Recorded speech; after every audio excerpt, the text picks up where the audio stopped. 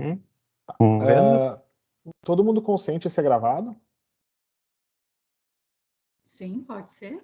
Tá, então vou iniciar a Eu gravação aqui. não fiz a pergunta. Ah, tu já botou gravar? Sim, Esqueci. botei a gravar aqui. Tá bom, não tem problema. Mas beleza. Então Disseram que só eu podia gravar. Não, tudo bem. Já foi feita a pergunta, pelo menos, né? Tá tudo certo. Então vamos lá. Então a ideia é a gente começar agora com a banca de TCC, né? De Engenharia da Computação, do aluno Frederico, tá? Então ele vai explanar para você sobre o trabalho de conclusão dele. Frederico, tu tens então 20 minutos para apresentar, tá? Aí depois a gente passa a palavra para a banca, fazer os comentários dela, e no final a gente vai para uma outra sala para poder discutir o teu conceito, tá? Então, a partir desse momento, a sala é tua e boa sorte. E eu só peço que as outras pessoas da sala fecharem a câmera para salvar a banda, né? E os microfones para não atrapalhar a apresentação do Federico. Ok, fica à vontade. Boa tarde, então. Eu sou o Frederico. Vou apresentar meu trabalho, que é análise da fração de vazio e escoamento de fluidos bifásicos de um microcanal via processamento digital de imagens, orientado pelo professor Jean. Minha apresentação está organizada assim: eu vou introduzir o tema, comentar alguns conceitos sobre os fluidos bifásicos, comentar trabalhos relacionados, a metodologia, resultados de discussões, então, e as conclusões. Bem, o estudo do escoamento de fluidos durante o processo de troca de fase é de suma importância para diversas aplicações industriais, como resfriadores, trocadores de calores, controladores de temperaturas, entre outros. Fluidos bifásicos, que são os fluidos em troca de fase, possuem um escoamento complexo, com diversos padrões de distribuição das fases líquida e gasosa. O padrão apresentado ele pode influenciar diretamente na transferência de calor e eficiência do sistema em que ele está sendo aplicado. Um dos parâmetros que caracteriza o tipo de escoamento é a fração de vazio, que é referente à porção do estado gasoso em relação ao total do fluido. Análise e processamento de imagens são técnicas que já são utilizadas algumas vezes no estudo desse tipo de fluido, para ajudar a identificar os padrões e também para determinar a fração de vazio. E a proposta do meu trabalho é continuar evoluindo esses estudos. Então, os objetivos, né? O objetivo geral foi empregar processamento digital de imagens para avaliar a fração de vazio, identificar diferentes padrões de escoamento de fluidos bifásicos em um microcanal.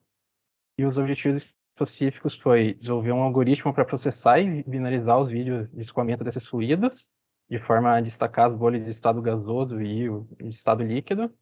A partir desses vídeos binarizados, extrair diferentes dados de fração de vazio e comparar esses dados para diferentes padrões de escoamento. Falando um pouco, então, do escoamento de fluidos bifásicos, né? Como eu comentei, eles são fluidos que estão em processo de transição de fase, né? Então, eles são em parte em estado gasoso e em parte em estado líquido.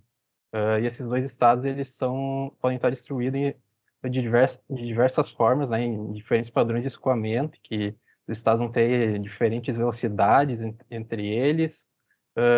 Isso pode variar de diversas maneiras, por diversas propriedades, né? A pressão aplicada no canal, o próprio tipo de fluido, a orientação do canal, né? Se ele está na vertical ou na horizontal, e também o diâmetro do canal. Junto do diâmetro do canal, né, vem um conceito que é o de macro e mini canal, que é referente ao próprio diâmetro, né? Ele não existe uma definição na literatura exata de quando é a barreira entre esses dois tipos, né? Mas de maneira geral, né, num macro canal, o escoamento ele tem uma aparência mais assimétrica, ele sofre maior influência da gravidade, e em um microcanal não tem tanta influência da gravidade, ele tem mais influência da própria tensão superficial do canal, então ele tem um padrão mais simétrico. A fração de vazio, então, que é um dos parâmetros que caracteriza os fluidos bifásicos, né? Ela é a fração do fluido ocupado pelo estado gasoso. Como escoamento, né, o fluido está em escoamento constante, né? A fração de vazio ela é geralmente analisada via média ou variação com o tempo, né? Tu não faz sentido tu olhar para um valor em um instante único de tempo. Ela pode ser avaliada pontualmente, né, um ponto fixo do fluido, por área da seção transversal, ou por volume, ou outras maneiras, né? O mais típico é por área da seção transversal. Aqui, como exemplo, né, a fração de vazio alfa, né, para uma área de seção transversal, né, ela seria a área ocupada pelo estado gasoso dividida pela própria área da seção. Aqui, então, tem alguns trabalhos relacionados.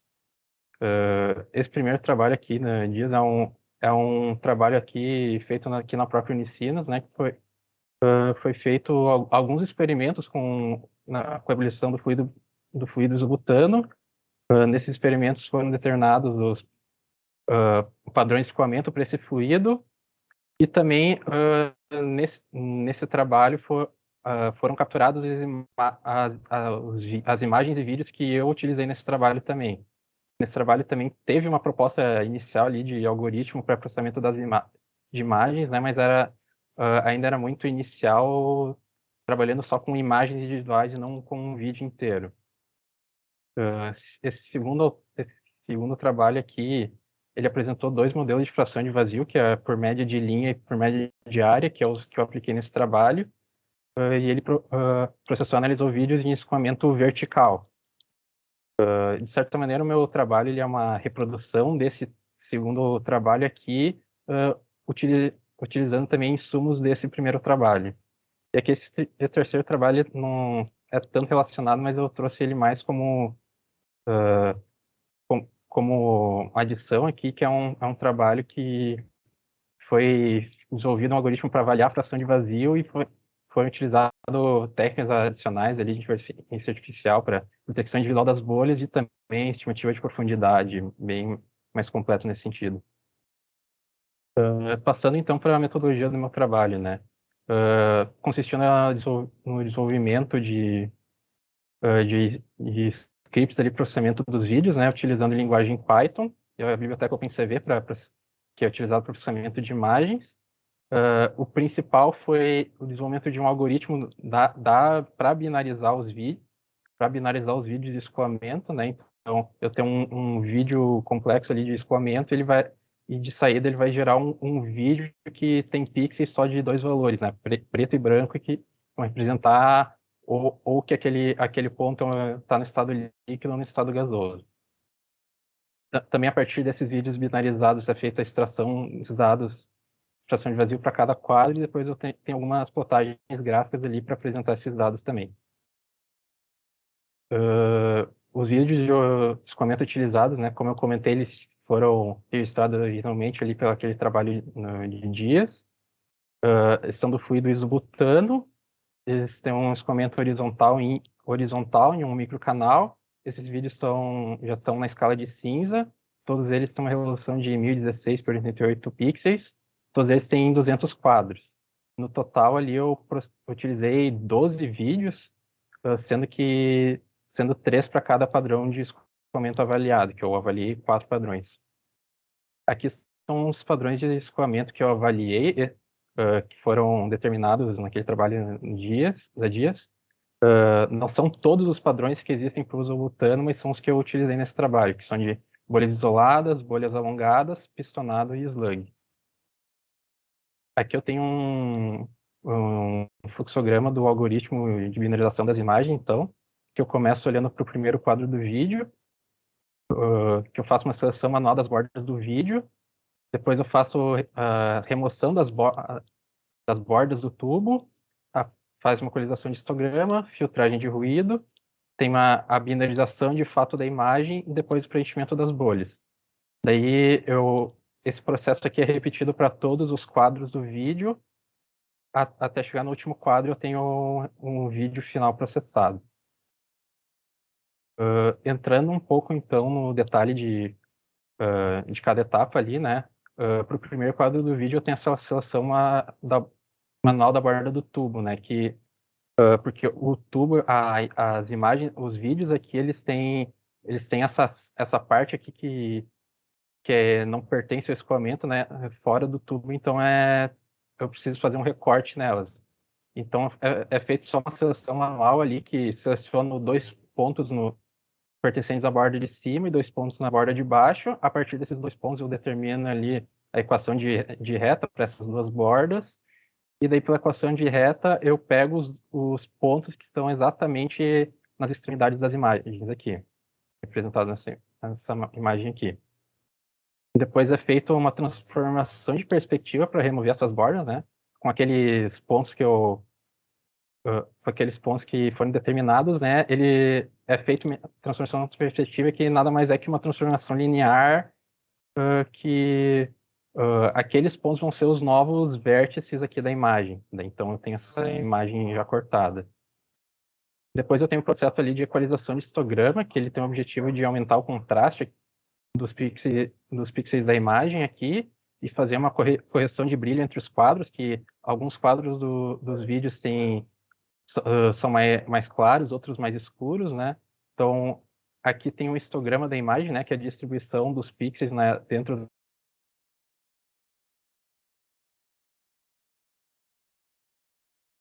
aplica uma equalização de histograma para expandir todo esse histograma aqui e ocupar toda a escala e aumentar o contraste da imagem.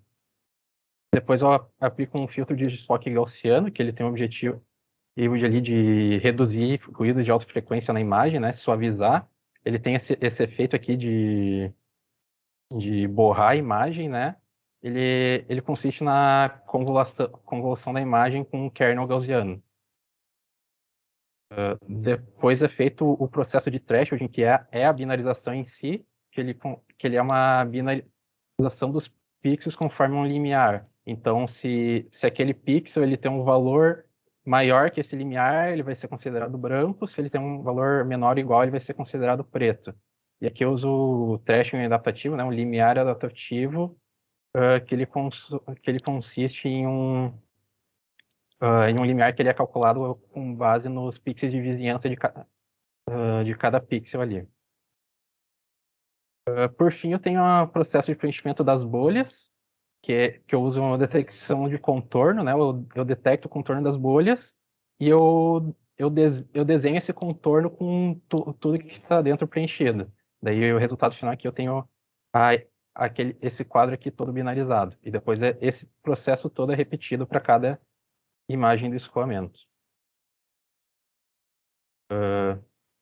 Passando então os modelos de fração de vazio, né? Depois que o vídeo é processado, né, eu aplico esses 2 modelos aqui para calcular a fração de vazio. Eles são um pouco diferentes ali do modelo mais convencional, que ele usa a área de seção, a seção transversal, que aqui o que eu visualizo na imagem é a seção longitudinal. Então, tem a fração de vazio por média de área e fração de vazio por média de linha. Aqui ele tem essa equação mais com somatórios de área e largura. Quando a gente está trabalhando com imagens, esses valores aqui, eles no fim, eles vão representar valores absolutos de pixels, né? Então, esse valor de média de área, ele é basicamente pegar uma área inteira do escoamento. No meu caso, para o média de área, eu utilizei a própria área inteira do vídeo, pegar todos os pixels brancos de gás, que equivalem ao gás, e dividir pela quantidade de pixels total da imagem. E para a média de linha, eu pego uma linha específica ali, perpendicular ao escoamento, e analiso ela, né? Então, eu vou pegar a quantidade de pixels de estado gasoso dentro dessa linha e dividir pelos totais de pixels dessa linha. Passando então um pouco para os resultados de discussões, né, depois desse processamento ali dos vídeos, né. Eu vou comentar ali da avaliação desse algoritmo de binarização, né. O algoritmo ele tem algumas falhas ali, mas para minha proposta aqui de análise do trabalho ele foi suficiente, mas eu vou comentar essas falhas, né. E depois também tem mostrar esses valores de fração de vazio que eu obtive, né, mostrar os valores médios, e também tem 3 representações gráficas aqui para apresentar eles. Falando então do resultado da binarização, né? Um dos erros que acontece em alguns quadros é a detecção de bolhas inexistentes, né? Elas acontecem, às vezes, no meio do fluxo aqui, por exemplo, por esses comentos, por exemplo, a imagem aqui tem algum ruído aqui no fundo, então tem essas falhas aqui que às vezes acontecem, e também tem outros momentos que tem falhas e detectam bordas próximas às bordas do tubo, né? Possivelmente decorrente de algum defeito nessa remoção das bordas. E uma outra falha que às vezes acontece é descontinuidade na borda das bolhas, né? Que aqui, como eu dependo da detecção de contornos para preencher completamente uma bolha, se tem alguma descontinuidade, tem todo um espaço vazio aqui que às vezes pode prejudicar e trazer esses valores, essa bolha aqui não preenchida corretamente, né? Isso acaba afetando mais os escoamentos que têm a fração de vazio maior e as bolhas mais longas, né? Como, por exemplo, essa da imagem de baixo. Passando, então, para os valores de fração de vazio que eu obtive, né? Aqui eu tenho uma tabela ali avaliando todos os 12 vídeos, né? Aqui tem um valor médio para a fração de vazio diária e desvio padrão, e aqui médio e desvio padrão para a fração de vazio de linha, né? Uma coisa que deu para observar é que para esses dois modelos, os valores de média ficaram bem parecidos sempre, só que a diferença ela tá no desvio padrão.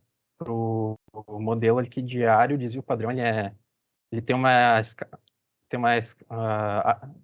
de grandeza menor, então ele é bem mais preciso. E também deu para perceber, só pelas médias aqui, eu consegui.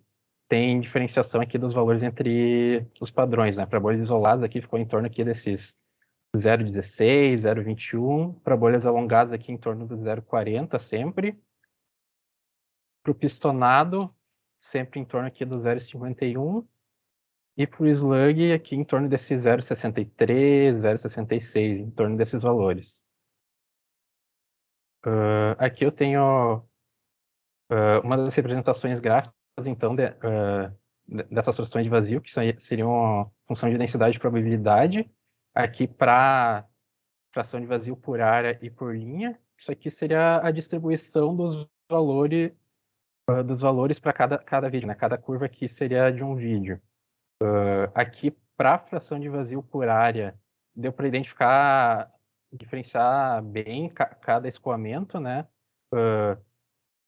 Aqui ele tem uma forma que é basicamente uma curva gaussiana centrada em torno da média ali, né, da fração de vazio, e ela, conforme os escoamentos que tem uma fração de vazio maior, dá para ver que tem um deslocamento lateral aqui dessa curva.